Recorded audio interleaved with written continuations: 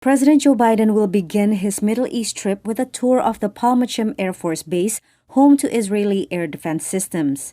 His administration is pushing to deepen security ties between Israel and its Arab neighbors, including integrating their air defense systems to counter the Iranian threat. Bilaterally, we're talking with nations across the region about air defense capabilities specifically and what we can do to assist with their air defense. And then exploring the idea of being able to kind of integrate all those air defenses together.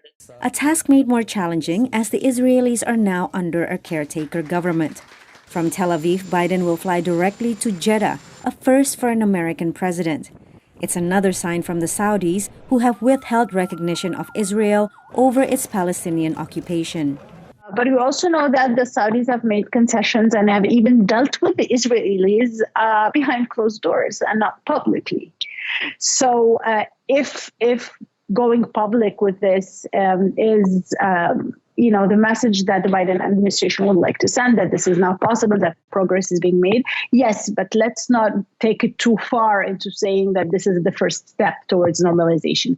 In Jeddah, Biden will meet leaders of the Gulf states, plus Egypt, Iraq, and Jordan, to offer security assurances while asking to increase burden sharing at a time when Washington is focused on the Ukraine war and the China threat. He'll urge an extension of the ceasefire in Yemen and push producing countries to pump more oil to lower skyrocketing prices triggered by the war in Ukraine. He must balance the strategic interest of working with authoritarian regimes with American values like human rights. It's important for America to continue to raise these in ways, in part because of that competition with China and Russia.